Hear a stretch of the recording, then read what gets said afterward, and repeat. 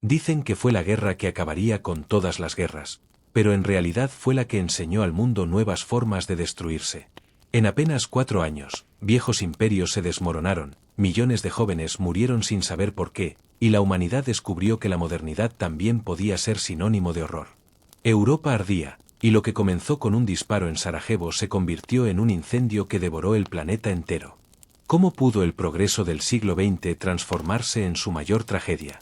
¿Qué llevó a naciones hermanas a destrozarse entre sí? Prepárate, porque en este vídeo vas a descubrir la Primera Guerra Mundial al completo, sus causas, sus batallas, sus héroes y sus monstruos, y cómo su eco y sus consecuencias aún son palpables en el mundo actual.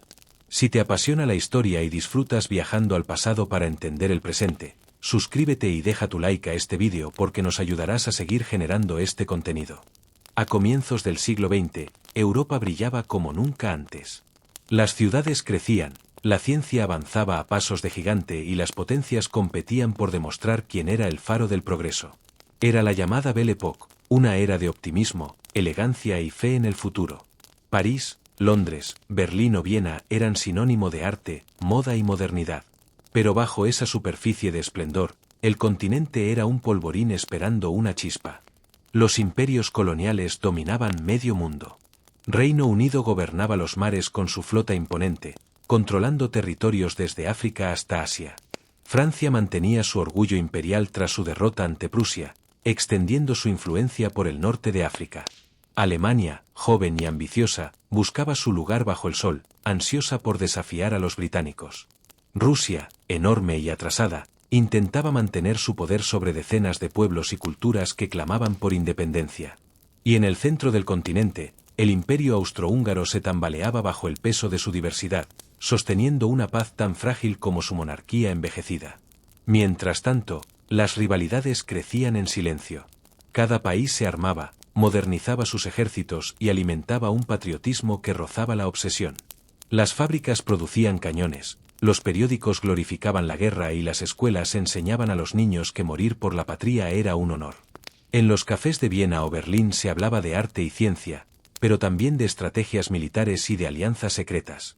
La paz era solo una pausa entre preparativos. El progreso técnico parecía un milagro. El automóvil, el telégrafo, el avión, la electricidad, todo daba la sensación de que la humanidad había entrado en una nueva era. Pero esos mismos avances pronto se convertirían en herramientas de destrucción masiva. La industria que levantaba ciudades enteras también sería capaz de fabricar millones de balas, toneladas de explosivos y armas jamás vistas. El nacionalismo se expandía como una fiebre. Los pueblos balcánicos soñaban con liberarse del yugo de los imperios, los italianos y alemanes, ya unificados, querían expandirse, y los franceses anhelaban vengar la humillación sufrida en 1871, cuando Alemania les arrebató Alsacia y Lorena. La historia reciente no se olvidaba, solo esperaba su momento para vengarse. Las monarquías europeas mantenían un equilibrio precario, una danza de coronas unidas por la sangre y separadas por el poder. Los reyes y emperadores, Guillermo II de Alemania, Nicolás II de Rusia, Jorge V del Reino Unido y Francisco José de Austria, eran primos entre sí, pero sus naciones estaban destinadas a enfrentarse como enemigos. Irónicamente, mientras compartían cenas, retratos y cartas familiares, también aprobaban planes de guerra unos contra otros. En 1910, nadie podía imaginar lo que estaba por venir. O tal vez sí, y simplemente nadie quiso creerlo. La política se enredaba en tratados secretos, las economías dependían del expansionismo colonial y el orgullo nacional se alimentaba de desconfianza mutua. Europa vivía en una paz armada. Cada nación sabía que bastaba un error, un atentado o una decisión precipitada para encender el fuego. Era una era de contrastes, de refinamiento y brutalidad, de esperanza y miedo. Los músicos componían valses, los escritores hablaban del progreso humano, los científicos soñaban con dominar la naturaleza. Pero nadie podía prever que en apenas unos años, ese mismo continente que presumía de civilización se convertiría en un campo de muerte. El mundo estaba al borde de un abismo, y lo peor es que muchos estaban deseando mirar hacia abajo. Porque antes de que cayera la primera bomba, Europa ya había empezado a explotar desde dentro. A comienzos del siglo XX, Europa era como una partida de ajedrez en la que cada movimiento podía cambiar el destino del continente. Ninguna potencia quería quedarse sola, ninguna confiaba del todo en las demás. Los pactos se firmaban no por amistad, sino por miedo. Era una red de alianzas tejida con promesas de apoyo, sospechas mutuas y estrategias que, lejos de asegurar la paz, preparaban el camino hacia el desastre. El corazón de esa red eran dos grandes bloques. Por un lado, la Triple Entente, formada por Francia, Reino Unido y Rusia. Por el otro, la Triple Alianza, integrada por Alemania, Austria-Hungría e Italia. Dos sistemas opuestos que se vigilaban como bestias enjauladas, esperando el momento de lanzarse una sobre la otra. La Triple Entente nació del miedo y la necesidad. Francia no había olvidado la humillación de 1871, cuando Alemania, entonces recién unificada bajo Bismarck, le arrebató Alsacia y Lorena. Su deseo de venganza era tan profundo como su temor a quedarse sola ante un enemigo más poderoso. Rusia, por su parte, aspiraba a expandirse hacia los Balcanes y proteger a los pueblos eslavos, mientras que el Reino Unido, dueño de los mares, temía el creciente poder naval de Alemania. Tres países muy distintos, unidos por un enemigo común y una desconfianza compartida hacia el Imperio alemán.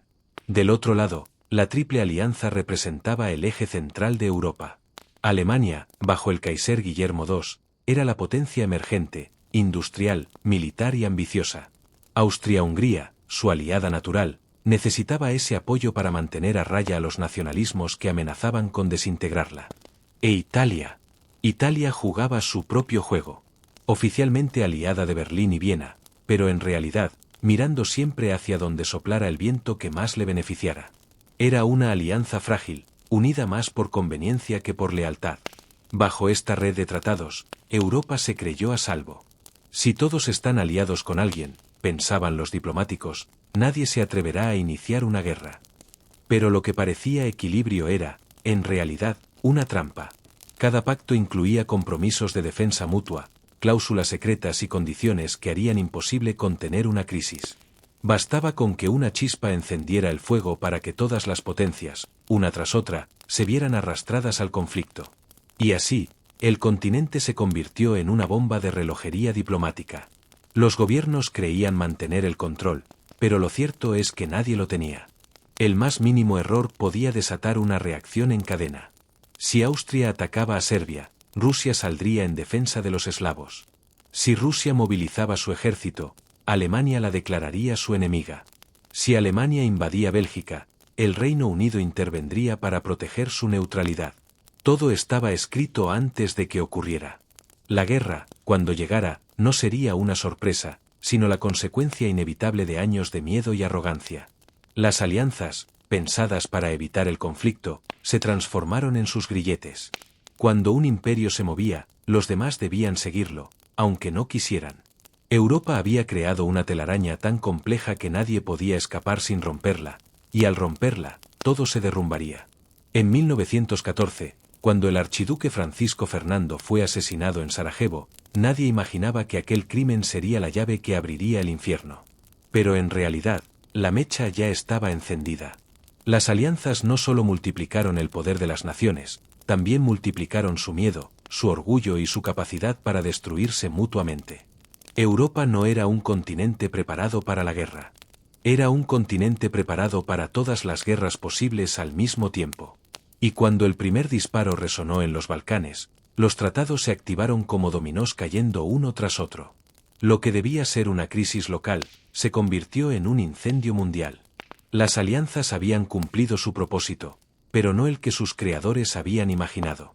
En lugar de garantizar la paz, unieron los destinos de millones de personas en una cadena que nadie podría romper sin desatar el caos. Y ese caos estaba a punto de comenzar. A comienzos del siglo XX, el mapa de Europa mostraba una zona que parecía insignificante a primera vista, una franja montañosa entre el Imperio Austrohúngaro y el Imperio Otomano. Sin embargo, aquella región era una mezcla explosiva de religiones, lenguas y ambiciones que no tardaría en incendiar todo el continente. Los Balcanes eran el polvorín de Europa, un lugar donde las pasiones nacionales ardían con más fuerza que en ningún otro rincón del mundo. Durante siglos, el Imperio Otomano había dominado esa región, gobernando sobre una multitud de pueblos distintos: serbios, croatas, búlgaros, albaneses, rumanos, griegos. Todos con una historia, una fe y un idioma diferentes, pero con algo en común: el deseo de liberarse del dominio extranjero. A medida que el poder otomano se debilitaba, esos pueblos comenzaron a soñar con su independencia, y cada nuevo levantamiento hacía temblar las fronteras europeas. El nacionalismo se convirtió en la llama que encendía las guerras. Para muchos, no se trataba solo de política, sino de identidad, de sangre, de destino. En las tabernas y las iglesias, los jóvenes hablaban de patria, de héroes muertos y de venganzas pendientes. El espíritu romántico del siglo XIX había alimentado la idea de que cada nación merecía su propio Estado. Pero en los Balcanes, donde los pueblos estaban entremezclados, ese sueño era imposible sin conflicto. En el centro de todo estaba Serbia, pequeña pero orgullosa, un país que se veía a sí mismo como el corazón del mundo eslavo. Inspirada por Rusia, su hermano mayor cultural y religioso, Serbia aspiraba a unir a todos los eslavos del sur bajo su bandera, un proyecto conocido como el panslavismo. Para muchos serbios, esa causa era casi sagrada. Pero para Austria-Hungría, ese nacionalismo serbio era una amenaza directa. Si los pueblos eslavos dentro del imperio, croatas, bosnios, checos, eslovacos, se contagiaban del mismo fervor, el gigante multinacional se desmoronaría desde dentro. Por su parte, el imperio austrohúngaro era una torre de Babel en plena decadencia. Su emperador, Francisco José, gobernaba sobre más de una docena de etnias diferentes que apenas se toleraban entre sí. Viena veía con horror cómo la influencia rusa y serbia crecía en los Balcanes, socavando su autoridad sobre regiones como Bosnia o Herzegovina. En 1908, Austria decidió dar un paso arriesgado, anexó Bosnia y Herzegovina, territorios habitados mayoritariamente por eslavos. El gesto enfureció a Serbia, que lo consideró una provocación intolerable, y tensó al límite las relaciones entre Viena y Belgrado. En el este, el Imperio otomano se tambaleaba. Su debilidad era una invitación abierta a la ambición de sus vecinos. Las guerras balcánicas de 1912 y 1913 demostraron hasta qué punto la región estaba lista para arder. Serbia, Bulgaria, Grecia y Montenegro se aliaron para expulsar a los turcos de Europa, y aunque lo consiguieron, pronto se enfrentaron entre ellos por el reparto del botín. Cada victoria traía nuevos enemigos, y cada frontera trazada a sangre generaba más resentimiento que paz. La región entera se convirtió en un tablero donde las grandes potencias movían sus fichas. Rusia alentaba el nacionalismo serbio como una forma de expandir su influencia hacia el Mediterráneo, mientras que Austria-Hungría intentaba contenerlo con mano de hierro. Alemania, aliada de Viena, ofrecía respaldo militar, y el Reino Unido y Francia, temerosos del avance ruso, observaban con cautela, preparándose para intervenir si el equilibrio se rompía. Pero en los Balcanes, el equilibrio era una ilusión. Las alianzas, los odios históricos y las ambiciones imperiales habían tejido una red tan densa que ningún conflicto podía ser local. Cada atentado, cada golpe de Estado, cada disputa fronteriza amenazaba con arrastrar a las grandes potencias al abismo. Y en medio de todo ese caos, la idea de la nación, esa fuerza invisible pero poderosa, se volvió más letal que cualquier arma. Para un campesino serbio, un joven bosnio o un oficial austríaco, la guerra ya había comenzado mucho antes de 1914. Se combatía en los periódicos, en los discursos, en los corazones. El odio y el orgullo viajaban más rápido que los ejércitos. Y así, mientras Europa presumía de modernidad, en los Balcanes se respiraba el aire antiguo de las venganzas y los sueños rotos. El polvorín estaba listo. Solo faltaba una chispa. Y esa chispa llegaría pronto, disparada desde una pistola en Sarajevo. El 28 de junio de 1914 amaneció soleado en Sarajevo. Las calles estaban engalanadas con banderas del Imperio austrohúngaro y la población se agolpaba en las aceras para ver pasar al heredero del trono, el archiduque Francisco Fernando, junto a su esposa, Sofía Chotek. Era una visita oficial destinada a mostrar autoridad sobre Bosnia, recientemente anexionada. Pero entre los vítores y las sonrisas, algo invisible flotaba en el aire: el resentimiento. En las sombras, 7 jóvenes esperaban ese día desde hacía meses. Eran nacionalistas serbobosnios, miembros o simpatizantes de una organización secreta conocida como la Mano Negra, un grupo que soñaba con liberar a los eslavos del dominio austrohúngaro y unirlos bajo una misma bandera. Entre ellos estaba Gavrilo Princip, un estudiante de apenas 19 años, delgado, enfermo de tuberculosis, pero poseído por un ideal: morir, si era necesario, por la causa serbia. La comitiva imperial avanzaba lentamente por la avenida Apel, escoltada por soldados. El plan de los conspiradores era simple, aunque desesperado: atacar el coche del archiduque con bombas y pistolas. El primero en actuar fue Nedeljko Kabrinović, que lanzó una granada al vehículo. Pero el artefacto rebotó y explotó bajo el coche siguiente, hiriendo a varios oficiales. El archiduque salió ileso. Kabrinović, convencido de haber fracasado, intentó suicidarse bebiendo cianuro, pero el veneno no funcionó y fue arrestado entre los insultos de la multitud. La tensión era insoportable. Pese al atentado, Francisco Fernando decidió continuar con su agenda, insistiendo en visitar a los heridos en el hospital. El gobernador de Bosnia sugirió cambiar el recorrido para evitar el centro de la ciudad, pero el mensaje no llegó a todos los conductores. Y el destino, caprichoso, movió sus hilos. A mediodía, el coche del archiduque tomó por error una calle lateral, Franz Josef Straße. Justo allí, por pura casualidad, se encontraba Gavrilo Princip, que había abandonado su posición original y se dirigía a una panadería. Al ver el vehículo detenerse frente a él, no dudó. En un segundo, sacó su pistola y disparó 2 veces. Una bala alcanzó al archiduque en el cuello, la otra, al pecho de su esposa Sofía. «Sofía, no mueras, vive por nuestros hijos», alcanzó a murmurar Francisco Fernando mientras la sostenía entre sus brazos. Pero era inútil. Los dos murieron pocos minutos después. Sarajevo quedó paralizada. Lo que debía ser un día de celebración se transformó en una pesadilla. El asesino fue detenido de inmediato, no intentó escapar. Solo dijo: «Soy yugoslavo. Amo a mi pueblo». Para él, su acto era un sacrificio, para Europa, un crimen que haría temblar sus cimientos. En Viena, la noticia cayó como un rayo.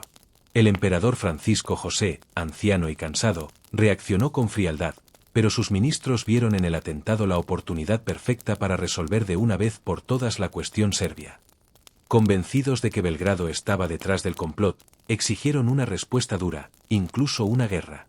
Alemania prometió su apoyo incondicional a Austria-Hungría, el llamado cheque en blanco. Esa garantía de respaldo militar sería el punto sin retorno. Serbia, por su parte, negó toda implicación directa, aunque muchos de sus oficiales mantenían lazos con la mano negra. El gobierno ruso, protector de los pueblos eslavos, advirtió a Viena que cualquier agresión contra Serbia tendría consecuencias. En cuestión de días, los telegramas cruzaron Europa como descargas eléctricas. Los embajadores entraban y salían de los palacios, los ejércitos comenzaban a movilizarse y la prensa hablaba ya de un conflicto inevitable. El asesinato de un solo hombre, un archiduque que ni siquiera era amado por su propio pueblo, se convirtió en la chispa que encendió el incendio más grande que la humanidad había visto hasta entonces.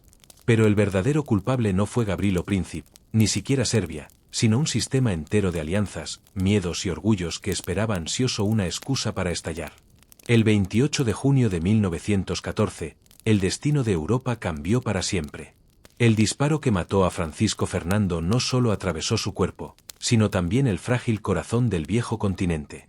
A partir de ese momento, la historia ya no podría dar marcha atrás. Tras los disparos de Sarajevo, Europa entera contuvo la respiración. En apariencia, el asesinato de un archiduque era un asunto local, un crimen que podía resolverse con diplomacia. Pero bajo la superficie, las potencias ya se preparaban para ajustar cuentas. El atentado no fue la causa, sino la excusa perfecta. Y en apenas un mes, una cadena de decisiones, amenazas y alianzas arrastró al continente entero al abismo. Durante las semanas siguientes, Viena exigió a Serbia una rendición política disfrazada de ultimátum. El 23 de julio de 1914, el gobierno austrohúngaro envió un documento con 10 condiciones tan humillantes que ningún Estado soberano podría aceptarlas sin perder su dignidad: censura de la prensa, purga del ejército, persecución de grupos nacionalistas y, sobre todo, la presencia de funcionarios austríacos en territorio serbio para supervisar la investigación. Era una provocación calculada. Serbia, consciente del riesgo, respondió con diplomacia. Aceptó casi todas las exigencias, excepto una: permitir que agentes austríacos operaran dentro de su país. Era, en la práctica, una violación de su soberanía. Pero Austria-Hungría ya había decidido el siguiente paso. 2 días después, con el respaldo de Alemania, declaró la guerra a Serbia. El 28 de julio, exactamente un mes después del atentado, los cañones comenzaron a rugir. El Danubio se llenó de humo, Los trenes transportaban tropas hacia el sur y las fronteras se cerraban. Aquello que empezó como un ajuste de cuentas regional se transformaba en un conflicto continental. Y entonces, el sistema de alianzas se activó como una maquinaria infernal. Rusia, fiel protectora de los pueblos eslavos, anunció la movilización de su ejército en defensa de Serbia. En Berlín, el Kaiser Guillermo II interpretó el gesto como una amenaza directa. Envió un telegrama a su primo, el zar Nicolás II, pidiéndole detener la movilización. Niki, te lo ruego, no destruyamos la paz de Europa. Pero el zar, atrapado entre la presión de sus generales y el orgullo nacional, respondió con evasivas. Ambos monarcas se intercambiaron telegramas desesperados durante días, firmando como Willy y Niki, intentando salvar una paz que ya estaba muerta. El 1 de agosto, Alemania declaró la guerra a Rusia. 2 días después, la declaración se extendió a Francia, aliada del imperio zarista. La diplomacia se desmoronaba a una velocidad nunca vista. Los embajadores abandonaban sus capitales entre lágrimas, sabiendo que volvían a países enemigos. Alemania, fiel a su plan estratégico, el Plan Schlieffen, decidió atacar a Francia no por el este, sino a través de Bélgica, país neutral. Aquello fue el error fatal. El 4 de agosto, Reino Unido, garante de la neutralidad belga, declaró la guerra a Alemania. En cuestión de días, las principales potencias del continente estaban en guerra. Lo que había comenzado como una disputa en los Balcanes se había convertido en una guerra europea. Mientras tanto, los telegramas seguían cruzando los cielos de Europa como ecos de una tragedia. Los líderes aún hablaban de contención, de honor y de defensa, sin comprender que el mundo que conocían ya había desaparecido. En Viena, Berlín, San Petersburgo, Londres y París, las multitudes celebraban el inicio de la guerra con entusiasmo ciego, convencidas de que duraría pocas semanas. Los trenes partían entre flores y canciones patrióticas, llenos de jóvenes que creían marchar hacia una aventura gloriosa. Ninguno sabía que marchaban hacia un infierno. La diplomacia, frágil y orgullosa, había fracasado por completo. En un mes, el sistema político más sofisticado del planeta se había autodestruido. Cada país creía actuar en defensa propia, cada gobernante se veía a sí mismo como víctima del otro. Pero la verdad era más amarga. Europa había sido arrastrada por su propio peso, por su miedo, por su ambición. Así comenzó el efecto dominó que cambiaría para siempre la historia. En 1914, el destino del mundo cayó como una fila de piezas perfectamente alineadas. Serbia golpeó a Austria, Austria a Rusia, Rusia a Alemania, Alemania a Francia, y Francia a Inglaterra. Ninguna quiso caer, pero todas estaban demasiado cerca para evitarlo. Y mientras los telegramas cesaban, los trenes de guerra seguían su curso. El viejo continente, ciego de orgullo, marchaba hacia su propia destrucción. En el verano de 1914, Europa parecía embriagada por una extraña euforia. Las noticias de las declaraciones de guerra se propagaban como un incendio, y las calles se llenaban de banderas, himnos y desfiles improvisados. En París, Berlín, Viena, San Petersburgo y Londres, multitudes exaltadas gritaban vivas a sus ejércitos, convencidas de que la guerra sería breve, gloriosa y necesaria. Nadie imaginaba que estaban abriendo las puertas del infierno.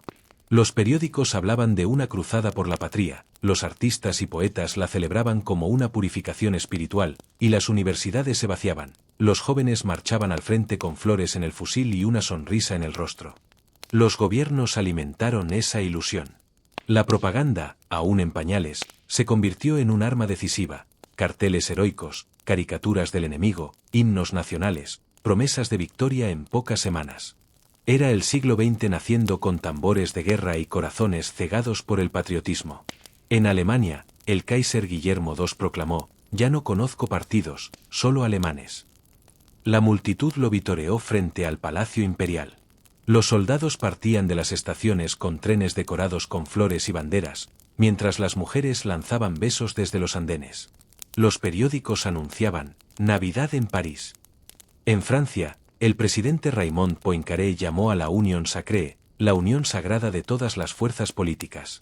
Socialistas y conservadores, enemigos acérrimos en tiempos de paz, se abrazaban bajo el mismo ideal: vengar la humillación de 1871 y recuperar Alsacia y Lorena.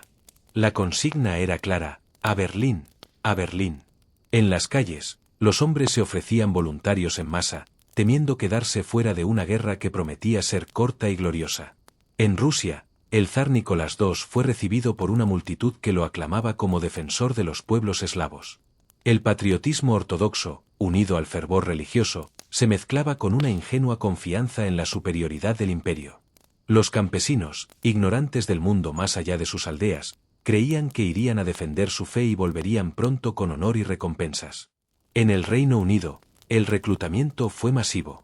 En apenas semanas, más de 1 millón de voluntarios se alistaron. La propaganda británica alcanzó una eficacia sin precedentes. El famoso cartel del Lord Kitchener señalando con el dedo y diciendo "Your country needs you" se convirtió en un símbolo de deber y orgullo. Los jóvenes de Londres, Manchester o Glasgow se alistaban junto a sus amigos del barrio, formando los llamados Pals Battalions, batallones de camaradas, convencidos de que regresarían juntos. Pero la euforia no se limitaba a los hombres. Las mujeres, aún sin derecho al voto en muchos países, llenaron las fábricas, hospitales y oficinas, reemplazando a los que partían al frente. La guerra, sin saberlo, también sería el comienzo de una revolución silenciosa, la del papel femenino en la sociedad. En todos los rincones del continente, el entusiasmo era casi religioso.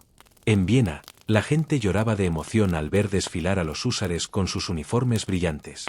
En Berlín, las familias se asomaban a los balcones para lanzar flores sobre las tropas. En París, los cafés vibraban con canciones patrióticas, y los poetas hablaban del renacimiento de Francia. Los políticos y generales prometían una guerra rápida. Nadie podía concebir que el poder de la industria, de las nuevas armas y de los ejércitos masivos convertiría esa guerra en una carnicería sin precedentes. Se hablaba de semanas, de meses, no de años. Volveremos antes de que caigan las hojas, decían los soldados al marchar. Pero esas hojas caerían una y otra vez, año tras año, sobre los campos de Europa teñidos de sangre. La guerra corta que todos imaginaban se transformaría pronto en una pesadilla interminable. En lugar de victorias heroicas, llegarían los trenes llenos de heridos, las cartas manchadas de barro y las madres que ya no recibirían respuesta. Aquel verano, el continente partía alegremente hacia la guerra más devastadora de la historia, sin saber que jamás volvería a ser el mismo. El entusiasmo inicial fue el último canto de inocencia de Europa. Después, solo quedaría el ruido de los cañones. Mientras las masas europeas celebraban con entusiasmo el inicio de la guerra, los altos mandos militares movían piezas en un tablero que ya tenía siglos de rivalidades grabados sobre él. En Berlín, el Estado Mayor alemán desempolvó un viejo plan concebido una década antes por el mariscal Alfred von Schlieffen, una estrategia tan audaz como desesperada, pensada para evitar el peor de los escenarios, una guerra en 2 frentes, contra Francia en el oeste y Rusia en el este. El plan Schlieffen era una coreografía milimétrica de movimientos, trenes, divisiones y tiempos. Alemania debía golpear primero a Francia con toda su fuerza, derrotarla en apenas 6 semanas, y luego girar sus ejércitos hacia el este para enfrentarse a Rusia, que, según los cálculos alemanes, tardaría más en movilizar a su gigantesco pero torpe ejército. Era una carrera contra el reloj, un golpe de martillo antes de que la pinza se cerrara sobre el imperio alemán. Pero había un problema. Francia había fortificado su frontera oriental con una línea de defensas casi impenetrable, desde Verdún hasta Belfort. Un ataque frontal sería suicida. La solución de Schlieffen fue tan ingeniosa como peligrosa: invadir Bélgica, un pequeño país neutral, y avanzar rápidamente por su territorio hacia el corazón de Francia, envolviendo París desde el norte. El éxito dependía de la velocidad y la sorpresa. Los soldados alemanes debían avanzar como una maquinaria perfecta, sin pausas, sin errores, sin moralismos. El 4 de agosto de 1914, las tropas alemanas cruzaron la frontera belga. En pocas horas, el país pacífico y neutral se convirtió en el primer campo de batalla de la Gran Guerra. Los belgas resistieron con una valentía inesperada. La ciudad de Lieja aguantó más de una semana bajo un asedio brutal, retrasando la ofensiva alemana. Las fortificaciones fueron arrasadas por los nuevos cañones de asedio Big Bertha, monstruos de acero capaces de lanzar proyectiles del tamaño de un automóvil. Pero no fue solo la resistencia militar lo que conmocionó al mundo, fueron las atrocidades cometidas contra la población civil. Al encontrarse con guerrillas locales y francotiradores, los soldados alemanes respondieron con represalias brutales. Aldeas enteras fueron incendiadas, y cientos de civiles, hombres, mujeres y niños, fueron ejecutados sumariamente. El episodio más infame ocurrió en Lovaina, donde la biblioteca universitaria, con manuscritos medievales y tesoros del conocimiento europeo, ardió hasta los cimientos. Estas acciones no solo mancharon la reputación del ejército alemán, sino que provocaron una ola de indignación internacional. La violación de la neutralidad belga, garantizada por tratados internacionales desde 1839, fue la chispa que empujó al Reino Unido a entrar en la guerra. El gobierno británico, que hasta entonces había mantenido cierta distancia, no podía permitir que Alemania dominara los puertos del norte de Francia y Bélgica. Además, la invasión de un país pequeño e indefenso se convirtió en un poderoso símbolo moral. El pequeño Bélgica se transformó en la causa justa que movilizó al Imperio Británico. El plan Schlieffen, que debía garantizar una victoria rápida, empezó a mostrar sus grietas desde el inicio. La resistencia belga, combinada con la entrada británica y la inesperada rapidez de la movilización rusa en el este, obligaron a los alemanes a dividir sus fuerzas. Lo que debía ser un golpe relámpago se convirtió en una lucha caótica, donde la velocidad se perdió entre el barro, las trincheras y los ferrocarriles saturados. A medida que las columnas alemanas se adentraban en Francia, el plan original fue modificándose, y con cada cambio, se alejaba más del espíritu que Schlieffen había imaginado. Su sucesor, Helmut von Moltke el Joven, temiendo dejar el flanco derecho desprotegido, retiró tropas clave del avance principal. Esa decisión, aparentemente prudente, selló el destino del plan. El ataque por Bélgica, concebido como una jugada maestra, se convirtió en el punto de inflexión que transformó un conflicto regional en una guerra mundial. Con el Reino Unido en el frente occidental, Rusia presionando en el oriental y Francia resistiendo con ferocidad, Alemania quedó atrapada en la trampa que tanto temía. Una guerra larga, de desgaste, en dos frentes. El plan Schlieffen fue brillante sobre el papel, pero el mundo real, con su imprevisibilidad, su resistencia y su humanidad, no obedecía a los mapas. En apenas unas semanas, la promesa de una victoria rápida se desvaneció, y Europa empezó a hundirse en la larga oscuridad de una guerra que ya nadie podría controlar. Los primeros meses de la Primera Guerra Mundial estuvieron marcados por una pronta ilusión de velocidad y gloria, un periodo en el que los ejércitos se movían a gran escala, siguiendo la lógica de maniobras que los generales habían estudiado durante años. La guerra aún parecía, para muchos, un juego de estrategias y movimientos de tropas sobre mapas cuidadosamente dibujados. Sin embargo, la realidad pronto demostró ser mucho más cruel y caótica. El avance alemán fue impresionante. Siguiendo las directrices del plan Schlieffen, los ejércitos del Kaiser cruzaron Bélgica con rapidez y ferocidad, destruyendo las defensas locales y causando pánico entre la población civil. Las ciudades belgas ardían, y la resistencia heroica de Lieja y Lovaina ralentizó el avance, pero no lo detuvo. Con cada kilómetro recorrido, los soldados alemanes se acercaban a París, confiados en que su ofensiva relámpago les otorgaría una victoria rápida. Sin embargo, la resistencia francesa no era débil. La batalla del Marne, librada en septiembre de 1914, se convirtió en un punto de inflexión. Mientras los alemanes avanzaban hacia el corazón de Francia, los generales franceses, junto a los británicos del Ejército Expedicionario Británico, BEF, organizaron un contraataque inesperado. La coordinación de trenes, la movilidad de las reservas y la audacia de los comandantes permitieron detener el avance alemán. Los alemanes, sorprendidos por la velocidad de la respuesta aliada, se vieron obligados a retroceder y reorganizarse, marcando el fracaso del sueño de una guerra corta y decisiva. Mientras tanto, en el frente oriental, los ejércitos rusos avanzaban más rápido de lo que los alemanes esperaban. La velocidad de la movilización rusa sorprendió a Berlín y Viena. Tropas rusas entraron en Prusia Oriental, obligando a Alemania a desviar parte de su ejército desde el oeste. Esto debilitó la ofensiva sobre Francia y permitió que los aliados mantuvieran posiciones estratégicas clave. Sin embargo, la retirada rusa no fue desordenada. A pesar de las derrotas iniciales en Tannenberg y los lagos masurianos, el Imperio ruso mostró su capacidad de resiliencia, manteniendo un frente activo que amenazaba a Alemania y Austria-Hungría. A medida que septiembre avanzaba, el optimismo de una guerra relámpago se desvanecía. Las líneas de trincheras comenzaron a formarse a lo largo del Marne, el Aisne y otros ríos del noreste francés. Los soldados, que habían marchado con entusiasmo meses antes, empezaban a experimentar el agotamiento físico y emocional. Las heridas, el hambre y la falta de experiencia con el combate moderno hacían mella rápidamente en las fuerzas aliadas y centrales. El concepto de movilidad total chocaba con la realidad del armamento moderno.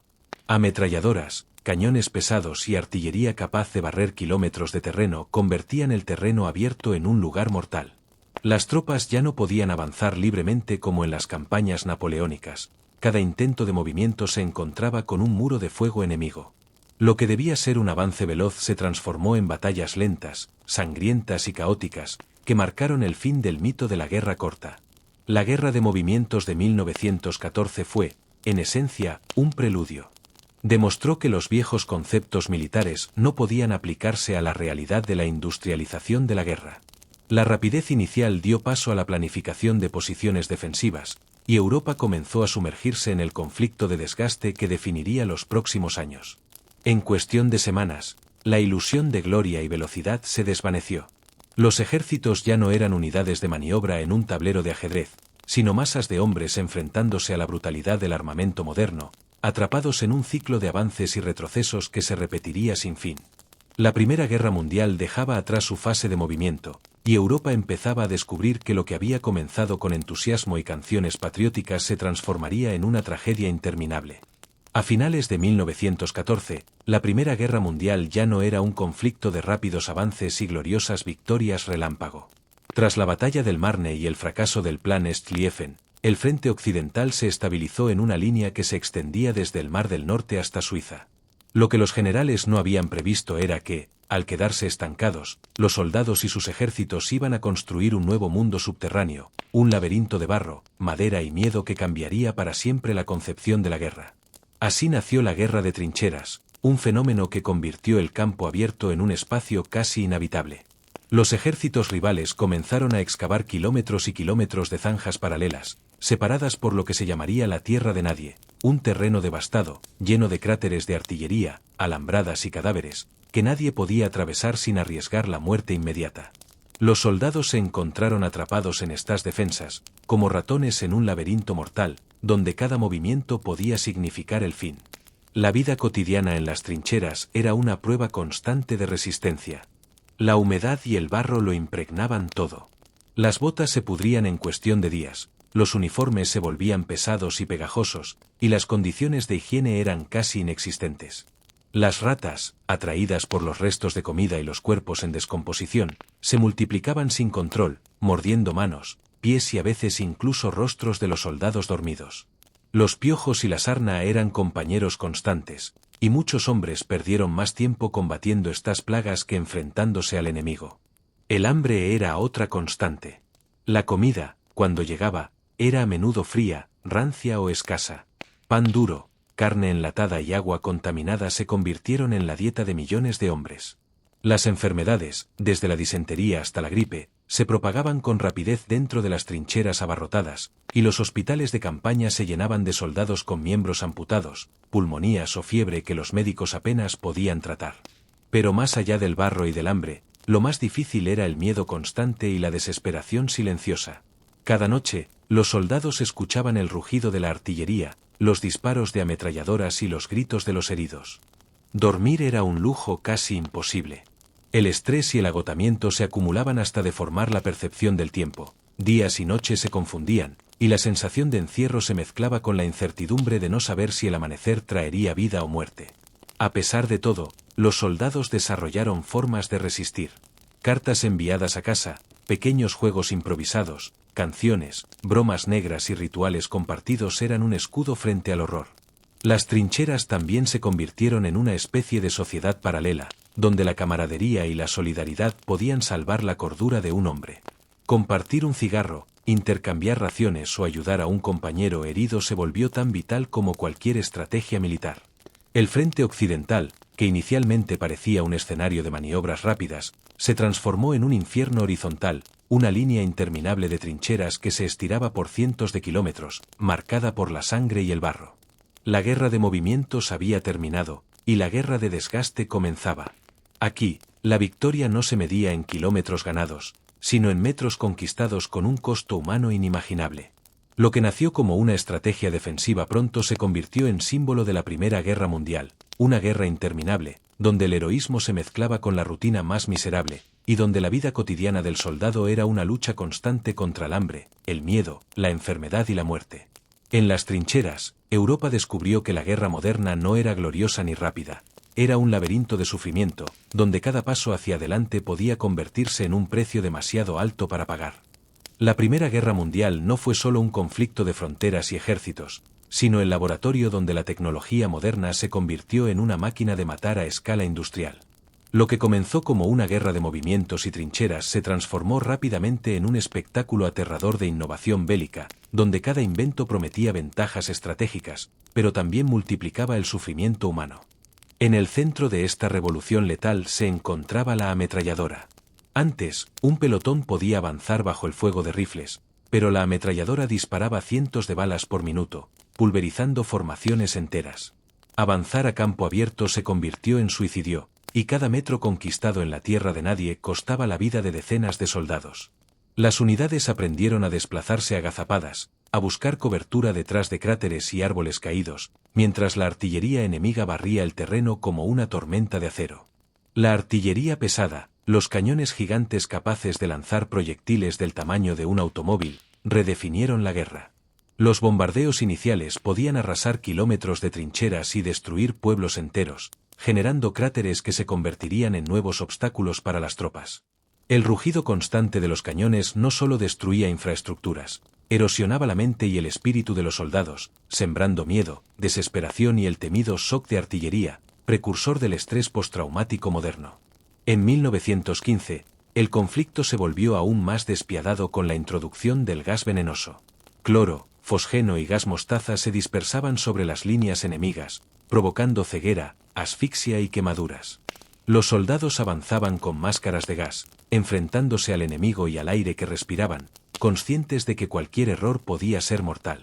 Las armas químicas no distinguían entre oficiales y reclutas, todos eran víctimas potenciales de esa muerte invisible y lenta, que convertía los campos de batalla en escenarios de terror surrealista. Los tanques, aunque primitivos al principio, empezaron a aparecer en 1916 durante la batalla del Somme. Estos monstruos de hierro arrastraban ametralladoras y cañones por encima del barro y las trincheras, aplastando alambradas y transportando tropas bajo una protección relativa.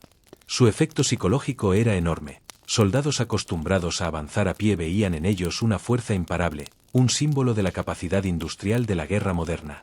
Los aviones, inicialmente destinados a reconocimiento, comenzaron a portar ametralladoras y bombas. Por primera vez, los cielos se convirtieron en un frente más. Los combates aéreos, los famosos dogfights, mezclaban habilidad, valentía y tecnología, mientras los pilotos se enfrentaban no solo al enemigo sino a la fragilidad de las aeronaves primitivas. Desde el aire, se podía observar el horror de las trincheras, el barro, las bajas, y la destrucción que se extendía como un mapa sangriento bajo las nubes. La guerra se transformó en un laboratorio de destrucción industrial. Cada país desplegaba fábricas que funcionaban día y noche, produciendo armamento masivo, municiones y maquinaria bélica.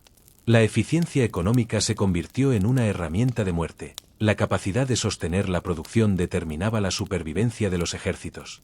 El conflicto dejó de ser solo un enfrentamiento de soldados, se convirtió en la guerra de la máquina, donde la tecnología y la industria dictaban el destino de millones.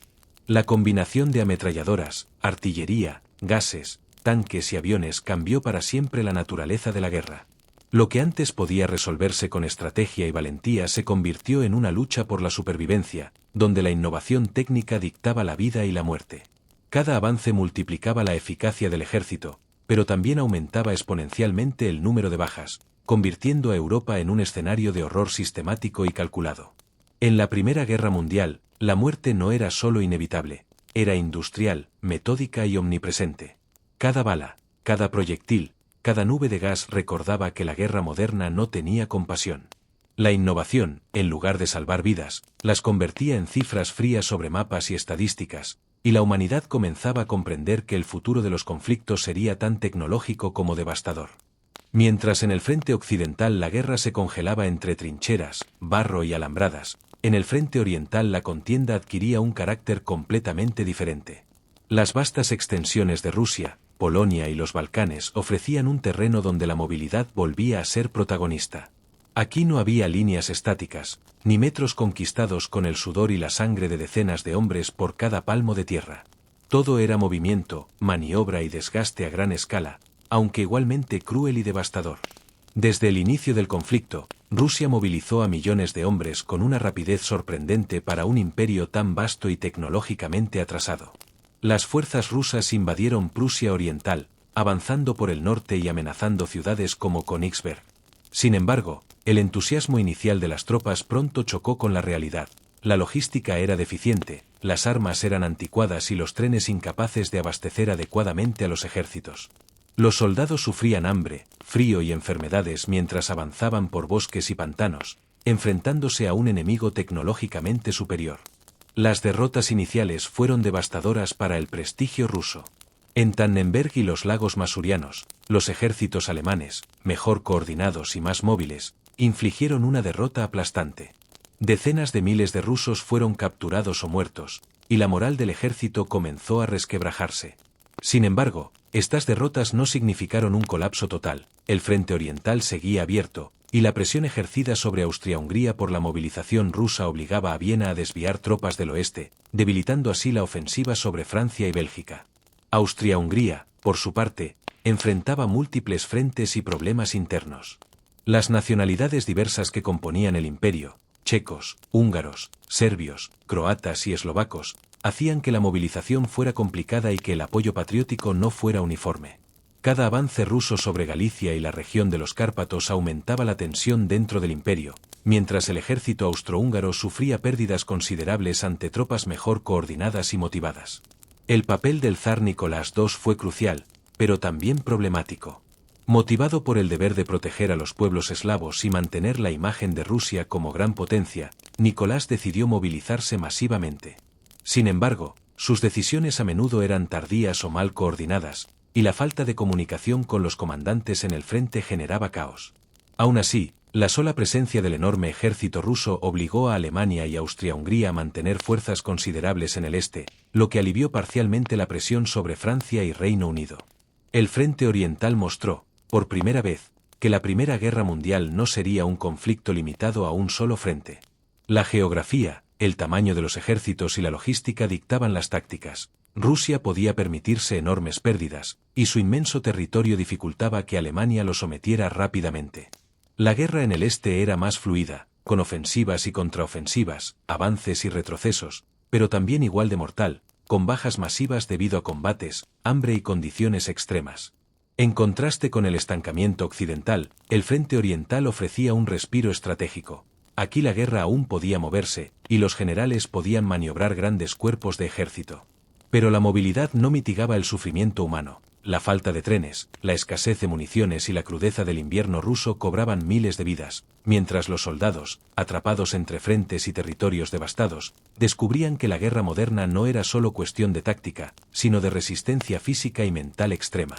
El frente oriental, con su combinación de movilidad, derrotas y presión estratégica, se convirtió en un factor decisivo en el equilibrio de la guerra. Rusia, a pesar de sus fracasos, mantenía la amenaza constante sobre Alemania y Austria-Hungría, obligando a los imperios centrales a dividir sus recursos y demostrando que, aunque la guerra de trincheras paralizara el este todavía podía moverse, sangrar y cambiar el curso de la contienda. En 1914, la guerra mostraba así su doble rostro: estancamiento y horror en el oeste, movilidad y caos en el este, dejando claro que ningún ejército ni país estaba preparado para la magnitud de lo que estaba por venir. Mientras Europa Central y Oriental se sumían en la brutalidad de la guerra de trincheras y las maniobras masivas, otros frentes comenzaron a encenderse, extendiendo el conflicto más allá del continente y demostrando que la Primera Guerra Mundial no sería solo un enfrentamiento europeo. Los Balcanes, el Cáucaso, África y Medio Oriente se convirtieron en escenarios donde viejas tensiones coloniales, rivalidades regionales y ambiciones imperiales encontraban su expresión en combates sangrientos y campañas estratégicas que muchas veces pasaban desapercibidas en los titulares europeos. En los Balcanes, la guerra continuó siendo un polvorín. Serbia, ya atacada por Austria-Hungría, recibió apoyo limitado de sus aliados, mientras Montenegro y Rumanía se preparaban para intervenir de forma eventual. La región se convirtió en un escenario de guerras de desgaste, donde la geografía accidentada, los ríos caudalosos y las montañas dificultaban los avances. La población civil sufrió enormemente, desplazada por ejércitos en retirada o en avance, y muchas aldeas fueron arrasadas en represalias, dejando un legado de miedo y desolación que marcaría la memoria de generaciones. En el Cáucaso, el conflicto se extendió entre Rusia y el Imperio Otomano. Las montañas y los desiertos de Anatolia y Armenia se convirtieron en campos de batalla donde la logística era un desafío tan grande como el enemigo. Los ejércitos rusos avanzaban intermitentemente, enfrentándose a las fuerzas otomanas en combates donde la falta de caminos, suministros y armamento moderno hacía que cada victoria fuera efímera. Este frente también dejó su huella en la población civil, con desplazamientos masivos, hambrunas y represión, anticipando los horrores que marcarían la región en los años siguientes. En África, la guerra tomó la forma de campañas coloniales. Alemania, con colonias en África Oriental y Sudoccidental, se vio atacada por tropas británicas, francesas y belgas. La geografía africana transformó cada operación en una guerra de desgaste distinta a la europea. Selvas, sabanas y ríos obligaban a movimientos lentos y peligrosos, mientras la enfermedad, el calor y la falta de agua eran tan letales como las balas enemigas. Tropas coloniales de distintas regiones se enfrentaban en territorios que apenas conocían, creando un conflicto global que llevaba la guerra moderna hasta los confines del planeta. Uno de los episodios más destacados en los otros frentes fue la campaña de Gallipoli, iniciada en 1915. Los aliados, buscando abrir un paso hacia los estrechos del Bósforo y apoyar a Rusia a través del Mar Negro, lanzaron un desembarco en la península de Gallipoli. La resistencia otomana, combinada con el terreno abrupto y las defensas bien preparadas, convirtió la operación en un desastre sangriento. Decenas de miles de soldados aliados murieron en playas y acantilados mientras intentaban avanzar sobre posiciones casi inexpugnables. La campaña se convirtió en un símbolo de la guerra moderna: planificación insuficiente frente a la defensa determinada y la geografía implacable. La entrada del Imperio Otomano en el conflicto a finales de 1914 consolidó la expansión de la guerra a Medio Oriente. Los Dardanelos, Mesopotamia, Siria y Palestina se convirtieron en frentes activos donde se mezclaban intereses estratégicos, recursos y rivalidades religiosas. La guerra dejó de ser solo europea. Los imperios coloniales y las potencias regionales comenzaron a intervenir, anticipando un conflicto verdaderamente global. Estos frentes periféricos revelaban la complejidad y la amplitud de la Primera Guerra Mundial. No se trataba únicamente de Alemania y Francia, o Rusia y Austria-Hungría. El conflicto alcanzaba todos los rincones del mundo donde los imperios mantenían intereses. Cada región tenía sus propios desafíos. El terreno, la logística, las enfermedades y la resistencia local moldeaban los combates de manera única. La guerra se convertía así en un mosaico de conflictos interconectados, cada uno contribuyendo a la magnitud y duración de un conflicto que nadie había previsto que se extendiera tanto. Mientras los Balcanes, el Cáucaso, África y Medio Oriente ardían en combates, Europa comenzaba a comprender que esta guerra no sería breve ni localizada. Cada frente sumaba víctimas, destrucción y tensiones, mostrando que la Primera Guerra Mundial se había convertido en un conflicto verdaderamente global, un laboratorio de destrucción que trascendía fronteras y continentes, y que transformaría la geopolítica mundial para siempre. Italia, miembro original de la Triple Alianza junto a Alemania y Austria-Hungría, se mantuvo neutral durante los primeros meses de la Primera Guerra Mundial, observando con cautela cómo sus antiguos aliados y enemigos se enfrentaban en un conflicto que parecía no tener fin. Sin embargo, el juego diplomático y las promesas estratégicas hicieron que, en 1915, Italia tomara la decisión que cambiaría su papel en el conflicto: romper con la alianza y declarar la guerra a Austria-Hungría, buscando ganancias territoriales y consolidar su influencia en el Adriático y los Alpes. El cambio de bando italiano se justificó con argumentos históricos y nacionalistas. Roma argumentaba que Austria-Hungría había ocupado regiones habitadas por italianos, como Trentino, Tirol del Sur y la región de Istria, que deberían formar parte de la patria. Esta justificación, conocida como irredentismo italiano, fue utilizada para convencer a la opinión pública de que la guerra no era solo una oportunidad territorial, sino también un acto de justicia histórica. El gobierno italiano firmó el Tratado de Londres con los aliados en abril de 1915, recibiendo la promesa de anexiones territoriales a cambio de entrar en la guerra. Sin embargo, la entrada de Italia no fue un camino de victorias rápidas ni gloriosas. Los frentes alpinos se convirtieron en un infierno de nieve, rocas y desfiladeros imposibles de conquistar. Los soldados italianos tuvieron que enfrentarse a condiciones extremas: temperaturas bajo cero, avalanchas, terrenos escarpados y la constante amenaza del enemigo austríaco, que conocía mejor el terreno y estaba bien atrincherado. Las ofensivas italianas, que en los mapas parecían simples movimientos de conquista, se encontraron con barreras naturales y artillería pesada que convertían cada avance en un baño de sangre. El frente del Isonzo, donde se libraron varias de las batallas más conocidas de la guerra italiana, fue particularmente brutal. Entre 1915 y 1917 se produjeron 11 batallas del Isonzo, caracterizadas por ataques repetidos y fallidos contra posiciones austrohúngaras bien fortificadas. Cada ofensiva costaba miles de bajas, con territorios apenas ganados y casi siempre recuperados por el enemigo. La combinación de clima, geografía y artillería transformó estas campañas en un auténtico infierno alpino, donde la guerra se medía no en kilómetros avanzados, sino en la resistencia física y psicológica de los soldados. Además, Italia sufrió problemas internos y logísticos. Las tropas estaban mal equipadas para el terreno montañoso, el suministro de armas, alimentos y municiones era irregular, y las enfermedades, hipotermia, neumonía y disentería, diezmaban a las filas. La moral fluctuaba constantemente, la propaganda y el nacionalismo intentaban mantener el entusiasmo, pero los hombres, atrapados entre el frío y el fuego enemigo, comprendían que la guerra italiana no sería la gloria fácil que algunos políticos prometían. El cambio de Italia de la Triple Alianza a los aliados tuvo un efecto estratégico importante. Obligó a Austria-Hungría a dividir sus fuerzas y a enfrentarse a un nuevo enemigo en un frente difícil. Sin embargo, para los italianos, la guerra significó sufrimiento prolongado y fracasos constantes, con avances mínimos y un costo humano descomunal. La entrada en el conflicto mostró que la Primera Guerra Mundial no era un juego de lealtades simples ni de mapas claros. Cada decisión política traía consigo una compleja combinación de estrategia, logística y sacrificio humano. Así, Italia se unió a la guerra con promesas de gloria y ganancias territoriales, pero el frente alpino se convirtió en un símbolo del fracaso de la ilusión militar. La guerra moderna no perdona la arrogancia ni la planificación ingenua, y la entrada italiana sería recordada por su valor y sufrimiento, más que por victorias decisivas. El conflicto se ensanchaba, y cada nuevo frente demostraba que Europa estaba atrapada en una guerra interminable, que afectaba a todos, sin importar lealtades previas ni tratados firmados. Mientras los ejércitos se mataban en tierra firme, la Primera Guerra Mundial también se libraba sobre los océanos, en un escenario donde la supremacía marítima podía decidir el destino de naciones enteras. El control de los mares se convirtió en un objetivo estratégico esencial, y tanto el Reino Unido como Alemania desplegaron sus fuerzas navales con la conciencia de que quien dominara los océanos tendría ventaja en el suministro de tropas, alimentos y armamento. El bloqueo naval británico fue una de las herramientas más efectivas del conflicto. La Royal Navy, con su imponente flota de acorazados y destructores, bloqueó los puertos alemanes y austrohúngaros, cortando rutas de suministro esenciales.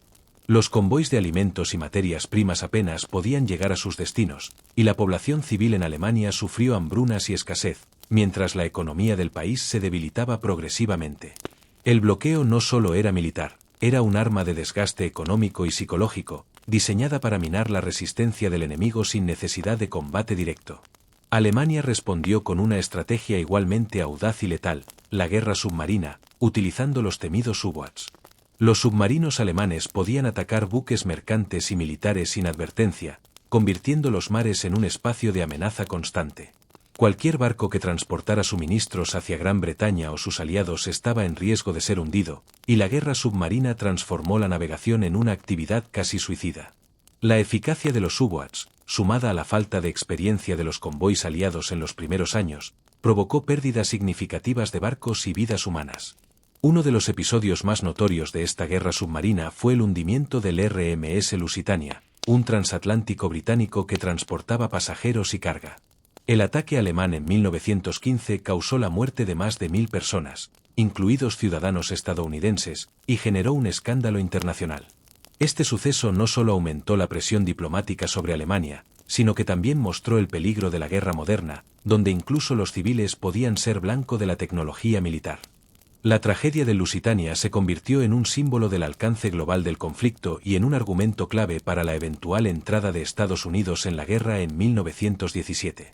El control marítimo fue decisivo para la estrategia aliada.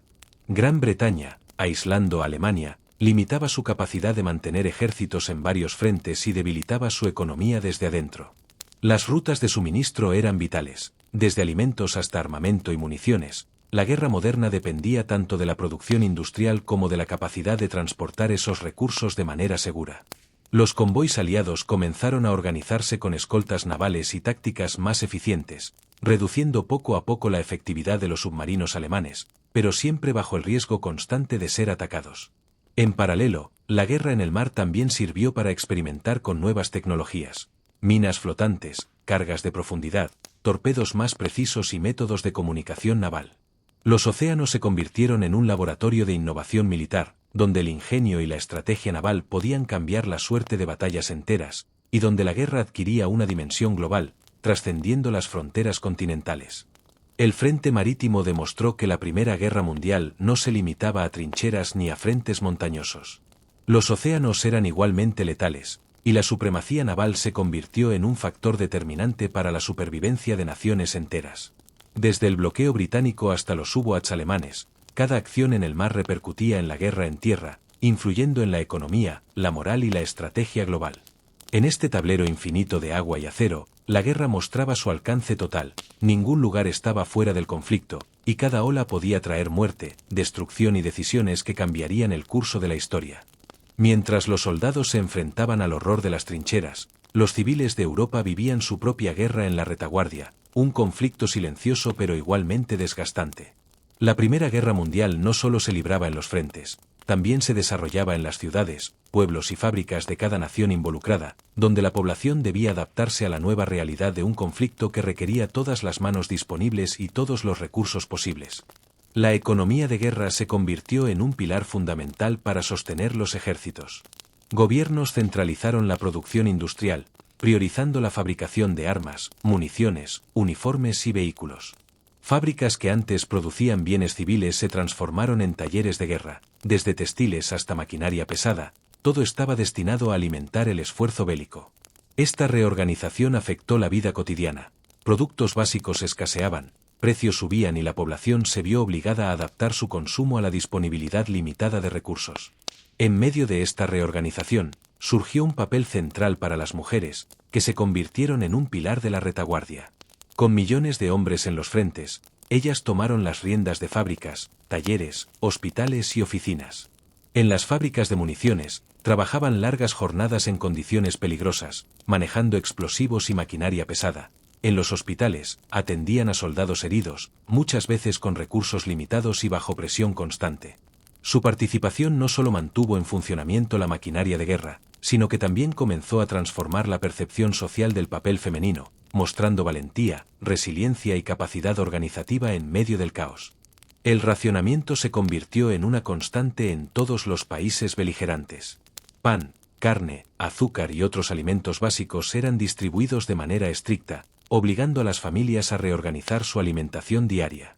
Las colas largas en mercados y tiendas eran una imagen común, y los ciudadanos aprendieron a sobrevivir con porciones mínimas, inventando recetas con lo que estaba disponible y reutilizando cada recurso posible. El racionamiento no solo afectaba la nutrición, también era una herramienta de control social, asegurando que todos contribuyeran al esfuerzo bélico. La propaganda y la censura acompañaban estas medidas. Los gobiernos controlaban la información, transmitiendo mensajes que exaltaban el patriotismo, el sacrificio y la unidad nacional, mientras ocultaban derrotas y bajas masivas. Carteles, periódicos, discursos y películas eran diseñados para mantener alta la moral y justificar el sufrimiento. La guerra no solo se luchaba con armas, sino también con mensajes que moldeaban la percepción de la población, intentando convertir el sacrificio cotidiano en un acto heroico. El desgaste psicológico de la retaguardia fue profundo. La incertidumbre sobre el destino de los seres queridos en los frentes, la falta de noticias fiables, las privaciones y el miedo constante a los ataques aéreos o bombardeos creaban un ambiente de ansiedad y tensión permanentes. Familias enteras vivían con el temor de recibir cartas con malas noticias, mientras la rutina diaria se mezclaba con la espera interminable de acontecimientos que podían cambiar sus vidas en un instante. La vida en la retaguardia demostró que la guerra no era solo un asunto militar, era un fenómeno social y económico que afectaba a toda la sociedad. Cada ciudadano, cada familia, participaba de alguna manera en el esfuerzo bélico, ya fuera en fábricas, hospitales, mercados o escuelas, soportando privaciones y adaptándose a un mundo donde la vida cotidiana estaba subordinada a la maquinaria de guerra. En la retaguardia, la guerra se percibía como un enemigo invisible, hecho de escasez, miedo y presión constante.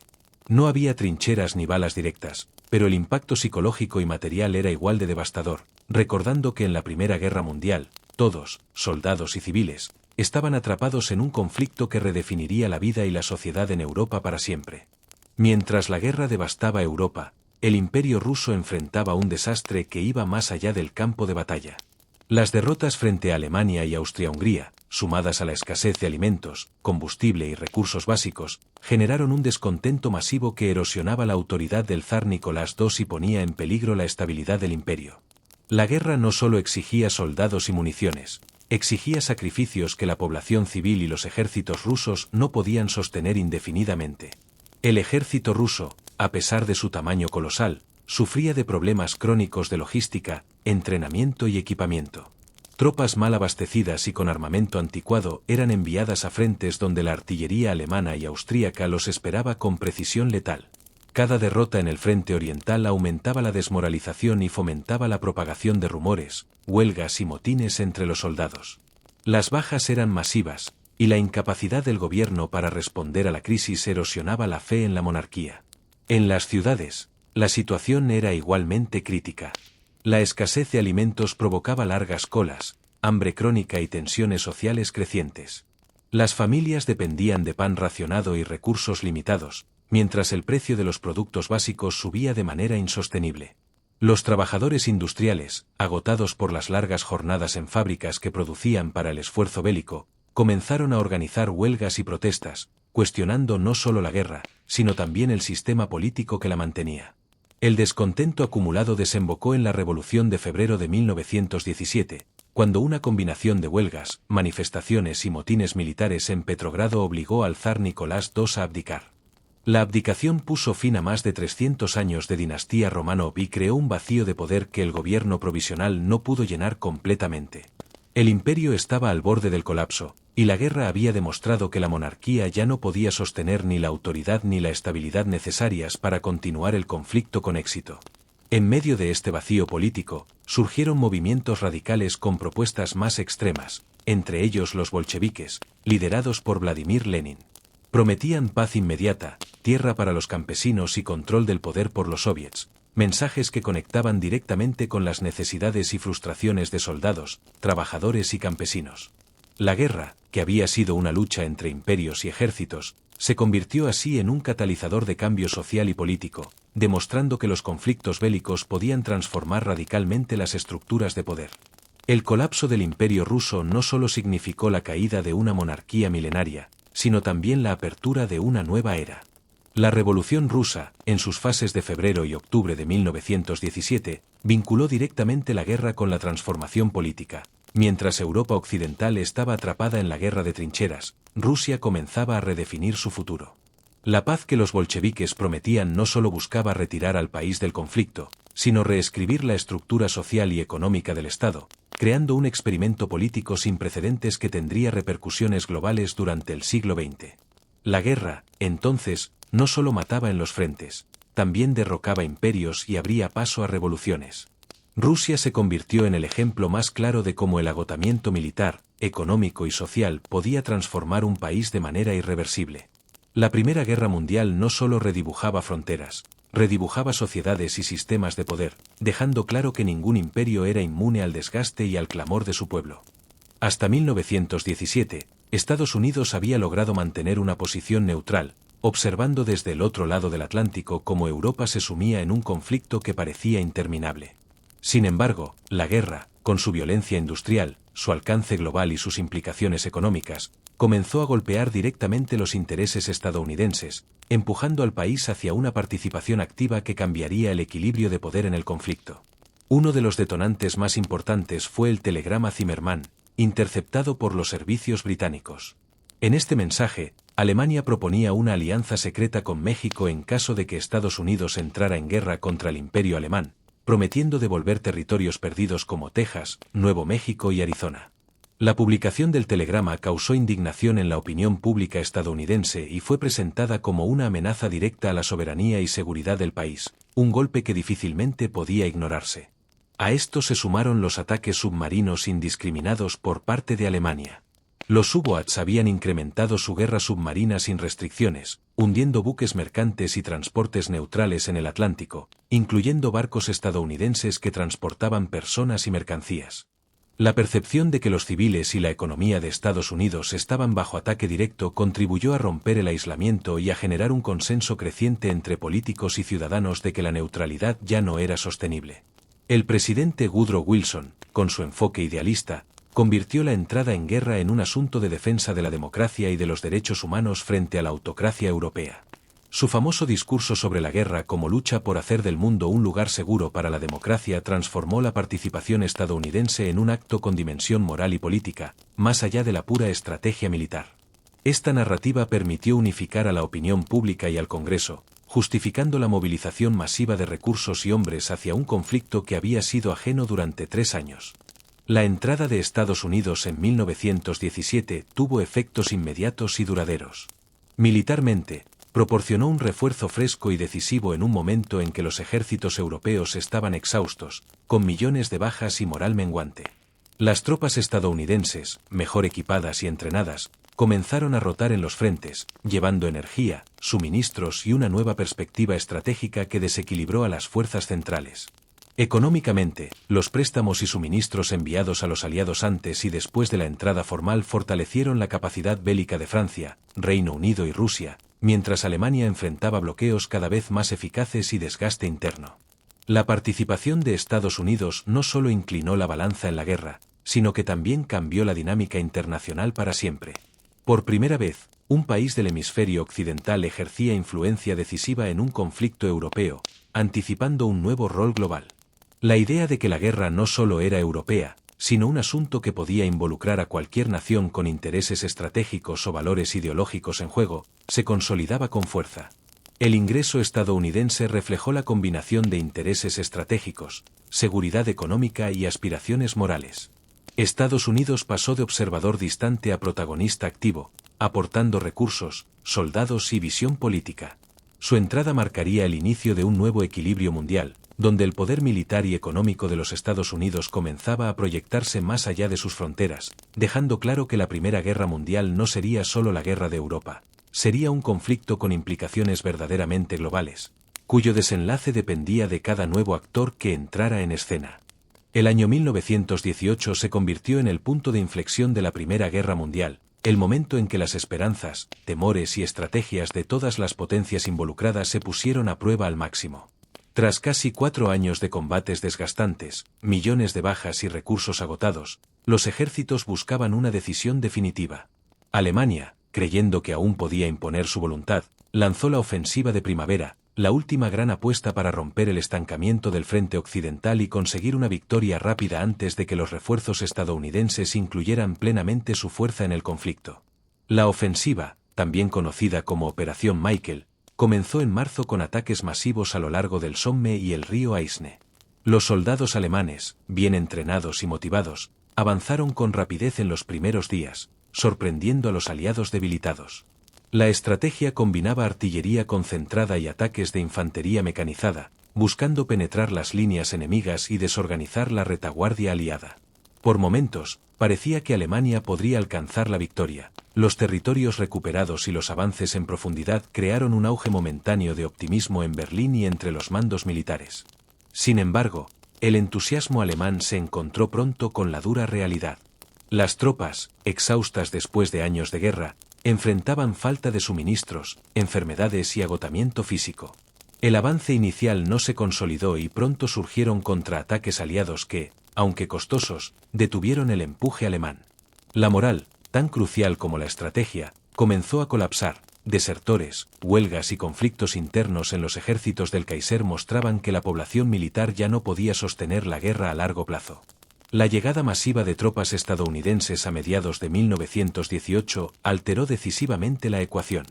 Miles de soldados frescos y bien equipados reforzaron las filas aliadas en momentos críticos, aportando energía, suministros y un impulso moral que los ejércitos europeos, agotados por años de combates, necesitaban desesperadamente. Estados Unidos no solo proporcionó hombres, sino también recursos industriales y logística avanzada, permitiendo a los aliados lanzar contraofensivas coordinadas que empujarían a los alemanes hacia atrás. Entre julio y noviembre, los aliados recuperaron sistemáticamente el terreno perdido. Batallas como la de Segundo Marne, Amiens y Ypres demostraron la combinación letal de experiencia, tecnología y frescura de tropas estadounidenses. Las trincheras que durante años habían definido el frente occidental comenzaron a retroceder bajo el empuje aliado, y la ofensiva alemana, agotada y desmoralizada, se desmoronó. Lo que al inicio de 1918 parecía la última esperanza de Alemania se convirtió en un retroceso imparable, marcando el fin de sus ambiciones de victoria rápida. El año 1918 mostró que la guerra moderna no solo dependía de la estrategia y la planificación, sino también del respaldo económico, logístico y humano. La combinación de la ofensiva alemana inicial, el desgaste extremo y la intervención estadounidense subrayó cómo la guerra se había convertido en un conflicto global, donde la resistencia, la coordinación y la moral eran factores tan decisivos como las armas. Así, 1918 se consagró como el año decisivo, el año en que la esperanza alemana se desvaneció, la moral se quebró y los aliados, reforzados y determinados, recuperaron la iniciativa. La guerra que había prometido ser breve y gloriosa se encaminaba hacia su desenlace, dejando claro que los sacrificios humanos y estratégicos de años previos no habían sido en vano. El equilibrio mundial comenzaba a inclinarse hacia quienes habían logrado resistir, adaptarse y coordinarse frente al caos absoluto. El 11 de noviembre de 1918 marcó un antes y un después en la historia de Europa y del mundo, el día en que la Primera Guerra Mundial llegó oficialmente a su fin. Tras más de 4 años de combates ininterrumpidos, millones de muertos, ciudades devastadas y ejércitos agotados, las potencias enfrentadas firmaron un armisticio que detuvo los cañones y los fusiles, aunque las heridas de la guerra apenas comenzaban a cicatrizar. La firma tuvo lugar en un vagón ferroviario en Compiègne, un lugar que se convertiría en símbolo de la rendición alemana y del colapso de un conflicto que había marcado un siglo. Alemania, debilitada por años de desgaste, hambre y derrotas sucesivas en los frentes occidentales, no tuvo otra opción que aceptar los términos impuestos por los aliados. El vagón de Compiègne, rodeado por oficiales franceses y aliados, fue testigo de la formalización de una pausa en la guerra, una tregua que, sin embargo, no garantizaba la paz futura, pero sí ponía fin a hostilidades que habían devastado Europa de manera irreversible. Los términos del armisticio incluían la evacuación de territorios ocupados, la entrega de armas y la promesa de cesar toda actividad bélica, mientras la política internacional comenzaba a preparar las condiciones para la paz formal que se negociaría en París. La reacción en las calles de Europa fue un reflejo de la complejidad del momento, jubiloso para algunos, devastador para otros. En ciudades como París, Londres y Nueva York, el fin de la guerra provocó celebraciones multitudinarias. Banderas ondeaban, las campanas sonaban y multitudes vitoreaban la llegada de un futuro sin artillería ni trincheras. Sin embargo, entre el júbilo también había un profundo sentimiento de ruina y vacío. Las ciudades habían perdido a cientos de miles de jóvenes, la economía estaba destrozada y las familias enfrentaban la incertidumbre de reconstruir sus vidas en medio de la pobreza y el trauma colectivo. En Alemania, la sensación era aún más compleja. La firma del armisticio fue recibida con mezcla de humillación y alivio. Muchos soldados regresaban a casa con heridas físicas y psicológicas, y la población civil enfrentaba la devastación causada por años de bloqueo y hambre. El orgullo nacional estaba herido, y el vacío de poder se hacía evidente con el inicio de revueltas internas y la formación de consejos de obreros y soldados. La guerra había terminado, pero el tejido social y político necesitaba reconstruirse desde sus cimientos. El armisticio también tuvo un profundo significado simbólico. Representaba la derrota de la guerra de movimientos y la estrategia militar tradicional ante la brutalidad de la guerra industrial y la presión total de la economía y la logística. Alemania no fue vencida únicamente en el campo de batalla, sino por un conjunto de factores que incluyeron la entrada de Estados Unidos, el desgaste moral y físico de sus tropas, y la imposibilidad de sostener un conflicto global prolongado. La firma en Compiègne fue, en ese sentido, el reconocimiento oficial de un fracaso colectivo y la apertura de un nuevo capítulo para la reconstrucción de Europa. Así, el 11 de noviembre de 1918 no fue solo un final militar, fue un instante de paradojas, donde la alegría por el fin del horror se mezclaba con la tristeza por la destrucción, la incertidumbre y la pérdida masiva de vidas. Las calles se llenaron de vítores, pero también de silencios, recuerdos y fantasmas que acompañarían a los sobrevivientes durante décadas. El armisticio de Compiègne cerró un conflicto que había transformado el mundo para siempre, dejando en evidencia que la paz era apenas el primer paso en la ardua tarea de reconstruir un continente marcado por la violencia, el dolor y la transformación social. Al terminar la Primera Guerra Mundial, Europa y gran parte del mundo contemplaron con asombro y horror la magnitud de la devastación humana. Las cifras de muertos y heridos eran escalofriantes. Se estima que más de 17 millones de personas perdieron la vida, entre soldados y civiles, y cerca de 20 millones resultaron heridas de diversa gravedad. Cada número representaba una historia truncada, una familia destrozada, un futuro que se desvanecía en el barro de las trincheras, los bombardeos y los campos de batalla que atravesaban Europa de norte a sur. La guerra no solo produjo muertes inmediatas por fuego enemigo, las condiciones extremas de las trincheras, la falta de higiene, el hambre y las enfermedades multiplicaron el sufrimiento. Los soldados soportaban jornadas interminables en barro, ratas y frío, mientras la artillería y la metralla arrasaban todo a su paso. Los heridos quedaban mutilados de manera permanente, y muchos nunca pudieron reintegrarse a la sociedad, quedando como testimonios vivos de la brutalidad del conflicto. La guerra industrial convirtió a los hombres en cifras y estadísticas, y cada número escondía un dolor humano que la historia apenas podía narrar en toda su magnitud. Se habla también de la llamada generación perdida, jóvenes que alcanzaron la adultez en un mundo de destrucción y trauma, con cuerpos y mentes marcados por la experiencia bélica. Muchos soldados regresaron con trastornos psicológicos que hoy reconoceríamos como PTSD, incapaces de adaptarse a la vida civil después de haber visto la muerte de sus compañeros y la devastación de sus pueblos. El impacto psicológico no se limitó al frente. La retaguardia también sufría el trauma de las familias que esperaban noticias de hijos, hermanos y esposos, y que veían cómo el conflicto destruía cualquier esperanza de normalidad. A esto se sumó la tragedia de la gripe española de 1918, una pandemia que se extendió rápidamente por los territorios devastados por la guerra. Mientras los soldados debilitados regresaban a casa o permanecían en campamentos, el virus encontró un terreno perfecto para propagarse. Millones de personas adicionales murieron a causa de la influenza, un golpe final a un continente ya exhausto, incrementando la sensación de catástrofe total y dejando ciudades y pueblos sumidos en duelo y miedo. La combinación de guerra y pandemia creó un trauma colectivo que marcaría la memoria de Europa durante generaciones.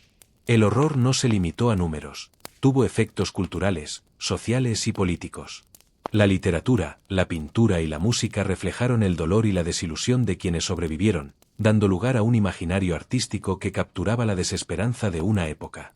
Políticamente, las cifras humanas alimentaron movimientos de cambio, revueltas sociales y una percepción general de que el orden previo a la guerra ya no podía sostenerse. Los líderes y las sociedades comenzaron a cuestionar las estructuras que habían permitido tal carnicería. En resumen, las cifras del horror no son solo estadísticas, son el testimonio de un conflicto que transformó la humanidad. Cada millón de muertos, cada mutilado y cada desaparecido representa el coste humano de la guerra moderna, un recordatorio de que la violencia industrial y la ambición desmedida pueden devastar generaciones enteras. La Primera Guerra Mundial dejó un legado de dolor y desolación que marcaría profundamente el siglo XX, enseñando a la humanidad que la guerra no se mide solo en victorias o territorios conquistados, sino en la vida que destruye y en la memoria colectiva que deja. Tras el final de la guerra, Europa se enfrentó a un desafío monumental: reconstruir un continente devastado y decidir cómo se reorganizaría políticamente tras años de violencia. La Conferencia de Paz de París, que comenzó en enero de 1919, reunió a los vencedores con un objetivo común pero con visiones muy distintas sobre cómo debía configurarse el futuro. Francia, Reino Unido, Italia y Estados Unidos ocuparon el centro del escenario, cada uno con intereses nacionales específicos que, en muchos casos, chocaban entre sí. En el corazón de las tensiones se encontraban Georges Clemenceau, primer ministro francés, y Woodrow Wilson, presidente estadounidense.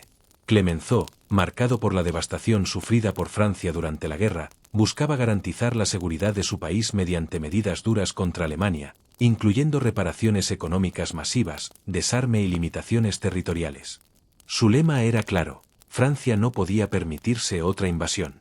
Por otro lado, Wilson defendía los principios de su programa de los 14 puntos, abogando por una paz justa, la autodeterminación de los pueblos y la creación de un organismo internacional que pudiera prevenir futuros conflictos, la Liga de Naciones.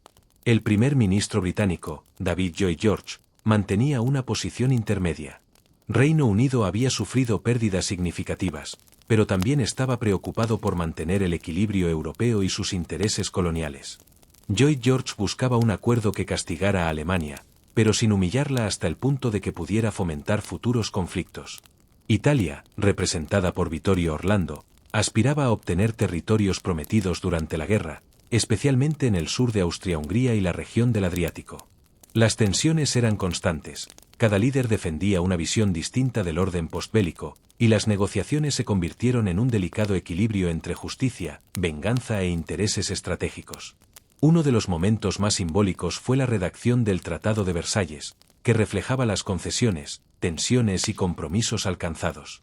Alemania fue considerada culpable de la guerra, obligada a pagar reparaciones económicas exorbitantes, perder territorios clave y limitar severamente su capacidad militar.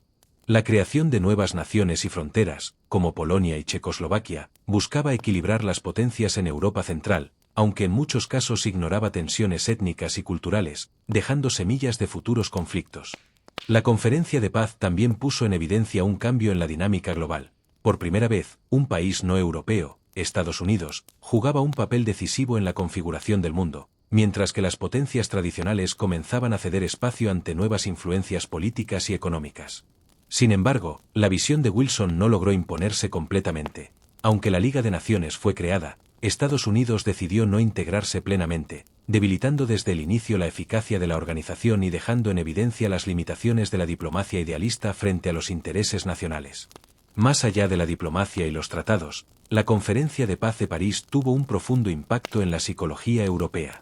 Los vencedores buscaban cerrar el capítulo de la guerra, pero los humillados y resentidos, sobre todo en Alemania, comenzaron a alimentar un sentimiento de injusticia que marcaría el rumbo de las décadas siguientes. Las decisiones tomadas en París no solo reorganizaron territorios y gobiernos, sino que definieron la memoria colectiva de la guerra, la percepción de culpabilidad y las narrativas políticas que influirían en futuros conflictos. La Conferencia de Paz de París mostró que la guerra no terminaba con el armisticio, la verdadera batalla comenzaba en las salas de negociación, donde intereses, resentimientos y aspiraciones moldeaban el mundo que los soldados habían defendido con su sangre. Lo que se decidió allí sentó las bases del siglo XX, demostrando que la paz, aunque formalmente firmada, sería frágil, condicionada por ambiciones nacionales y el recuerdo de un conflicto que había dejado cicatrices profundas en toda Europa. El Tratado de Versalles, firmado el 28 de junio de 1919, fue el documento que selló oficialmente la paz tras la Primera Guerra Mundial, pero también fue el inicio de nuevas tensiones que marcarían el siglo XX. Alemania, la nación derrotada, se convirtió en el centro de un castigo sin precedentes, diseñado por las potencias vencedoras para asegurarse de que nunca más pudiera amenazar la estabilidad europea. La magnitud de las medidas impuestas fue tal que transformó el tratado en un símbolo de humillación y derrota nacional. Uno de los puntos más significativos fue la pérdida de territorios. Alemania cedió Alsacia y Lorena a Francia, devolvió Eupen-Malmedy a Bélgica, renunció a todas sus colonias en África y Asia, y permitió la creación de territorios independientes o controlados por otros países, como Polonia, que recibió el corredor polaco para acceder al mar. La limitación territorial no solo significaba un golpe económico y estratégico, sino que también atacaba la identidad nacional alemana, despertando sentimientos de humillación y resentimiento que serían aprovechados por movimientos radicales años después. El tratado también impuso reparaciones económicas enormes. Alemania debía pagar miles de millones de marcos de oro para compensar los daños causados durante la guerra. Estas cifras, inalcanzables para una economía devastada por años de conflicto, sumieron al país en una crisis financiera prolongada. La inflación, el desempleo y la pobreza se dispararon, creando un terreno fértil para la desesperanza y la radicalización política. Muchos alemanes comenzaron a percibir el tratado no como un acuerdo de paz, sino como un castigo humillante impuesto por los vencedores, particularmente por Francia y Reino Unido. Además, el tratado limitó drásticamente las capacidades militares alemanas. El ejército fue reducido a 100,000 hombres, se prohibió la aviación militar, la marina quedó limitada a un pequeño número de buques, y se prohibió la fabricación de armas pesadas. La intención era clara: evitar que Alemania pudiera volver a iniciar un conflicto a gran escala. Sin embargo, estas restricciones también alimentaron un sentimiento de indignación y revanchismo que sería explotado por líderes que prometían restaurar la gloria nacional. El artículo 231, conocido como la cláusula de culpabilidad de guerra, fue quizás el más polémico.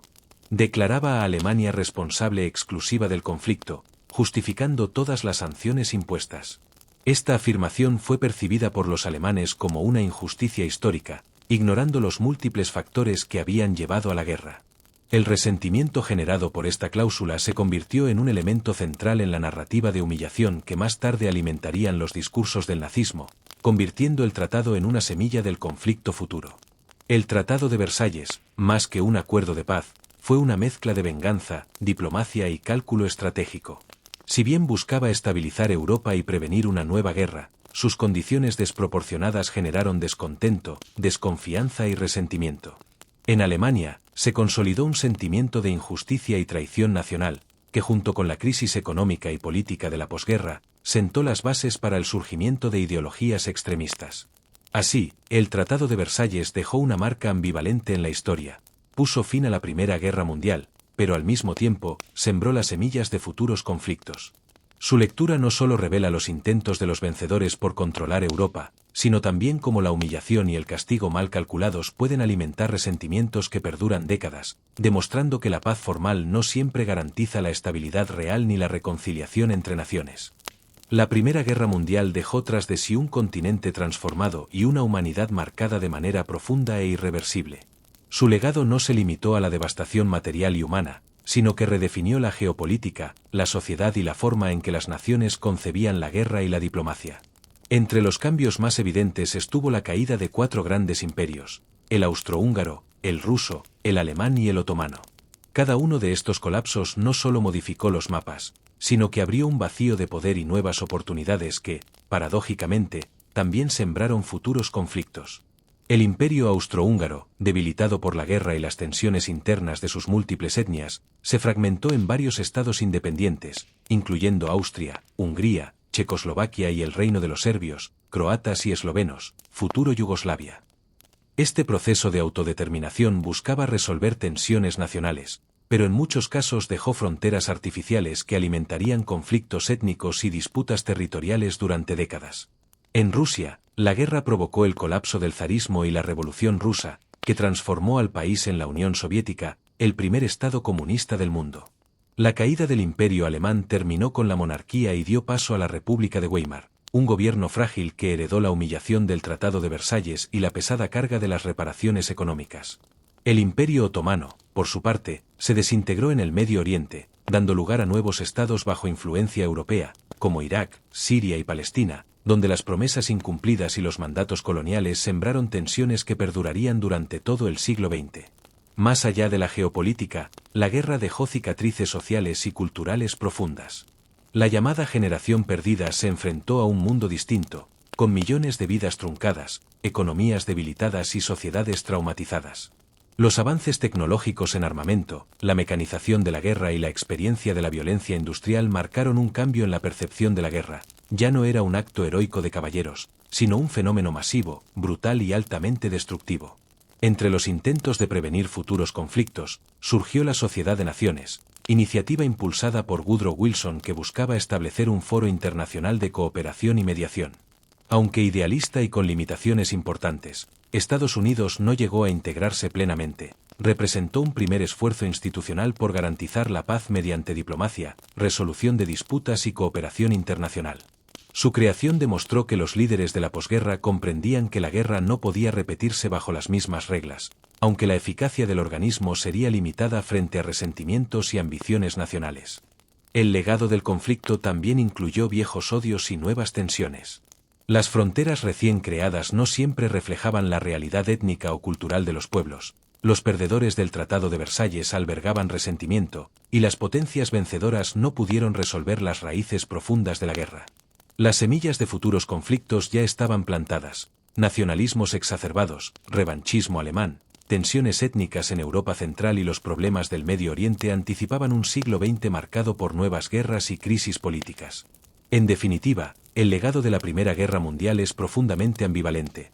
Por un lado, se crearon nuevas naciones, se reorganizó Europa y se impulsaron ideas de cooperación internacional. Por otro, se consolidaron resentimientos, conflictos no resueltos y un trauma colectivo que condicionaría la política. la cultura y la memoria histórica de generaciones enteras. La guerra terminó, pero sus consecuencias moldearon el mundo moderno, enseñando que la paz no se logra solo con la firma de tratados, sino con la capacidad de reconciliar intereses, reparar daños y aprender de la brutalidad de un conflicto que cambió para siempre la historia de la humanidad. La Primera Guerra Mundial no acabó en 1918, solo cambió de forma. Esta frase resume de manera contundente la magnitud de un conflicto que transformó al mundo en todos los niveles. Políticamente, derribó imperios centenarios y reconfiguró fronteras. Socialmente, dejó generaciones traumatizadas y sociedades desgarradas. Tecnológicamente, aceleró avances que cambiarían para siempre la manera de hacer la guerra y la industria. Las armas modernas, la aviación, la guerra química y la artillería pesada redefinieron la violencia, mostrando que la guerra industrial no es solo un enfrentamiento de ejércitos, sino un fenómeno global que afecta a millones de vidas. El impacto humano fue devastador. Millones de muertos, mutilados y desplazados dejaron una herida profunda en la memoria colectiva, una generación marcada por la pérdida y la desilusión. Las ciudades y los paisajes quedaron arrasados, mientras las cicatrices emocionales y culturales tardarían décadas en sanar. Al mismo tiempo, surgieron nuevas ideas, movimientos políticos y sociales que intentaban responder a los horrores vividos, anticipando los cambios que darían forma al siglo XX. Tecnológicamente, la guerra impulsó desarrollos que afectarían la industria, la medicina y la estrategia militar durante décadas. Los avances en comunicaciones, transporte y producción masiva surgieron en el contexto de la necesidad bélica, mostrando cómo la tragedia puede ser también un motor de innovación. Sin embargo, estos mismos avances serían reutilizados en conflictos futuros, dejando claro que la guerra había dejado una huella imborrable en la sociedad moderna. Finalmente, esta guerra nos recuerda que la historia no termina con la firma de un tratado. Las trincheras europeas dieron paso a un nuevo orden mundial, pero también a las sombras de resentimiento, rivalidades y ambiciones no resueltas que prepararían la siguiente gran tragedia, la Segunda Guerra Mundial. El legado de 1914 a 1918 nos enseña que la paz requiere más que acuerdos, necesita memoria, justicia y la voluntad de aprender de los errores del pasado. De las trincheras emergió un nuevo mundo, pero también las sombras que prepararían la siguiente gran tragedia. Si quieres seguir viajando por la historia y descubrir todos los secretos de los conflictos que moldearon nuestro mundo, no olvides suscribirte y darle like para que ningún capítulo de la historia quede en el olvido.